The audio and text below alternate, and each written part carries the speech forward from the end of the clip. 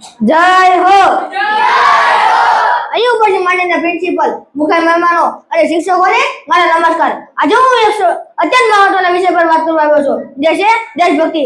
આજે હું બળવંતા અને બળુકા એ શહીદોને સલામ છે. શહીદોની શહાદતથી આજે આઝાદીનો આરામ છે.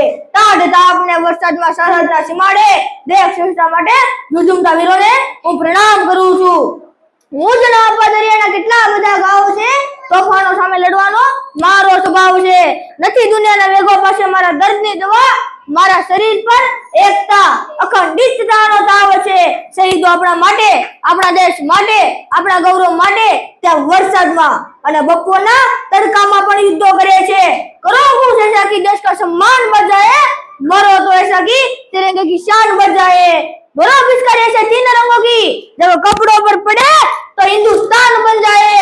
ना दान ना दौलत आपजे, મને એક વચન આપજે, ફરી જન્મ આપે તો ભારત માતાની ગોદમાં આપજે. જેને નથી ખુશી કોઈ કહેવાની, જેને નથી ખુશી કોઈ પરિવારની, જેને ખુશી છે માત્ર ભારત દેશને સલામત રાખવાની, ભારત દેશને સલામત રાખવાની. તમે અહીં પર બેઠા બેઠા એમ કહો છો કે પાકિસ્તાન હારી ગયું, પાકિસ્તાન હારી ગયું. આપણને એમ લાગે કે પાકિસ્તાન નબળું છે, આરામથી હારી જાય. પરંતુ જાના ભારત દેશના વીરોને એકવાર પૂછજો, હરાવવા માટે કેટલી મહેનત કરવી પડી છે, કેટલું દર્દ સહન કરવું પડ્યું છે. जब मेरी आंखें खुले तो ये धरती हिंदुस्तान की हो, और जब मेरी आंखें बंद हो तो याद है हिंदुस्तान की हो.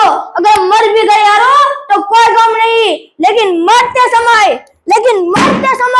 ए मिट्टी हिंदुस्तान की हो, ए मिट्टी हिंदुस्तान की हो. अरे सर,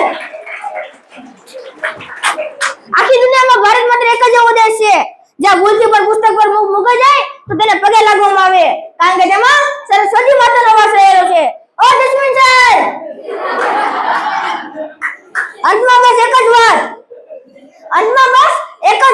ભારતના દીકરા ક્યારે પગલા ભૂલતા નથી, અને પગલા એટલે અમે જોરથી ભરીએ કે ઇતિહાસ પણ યાદ રાખે, ઇતિહાસ પણ યાદ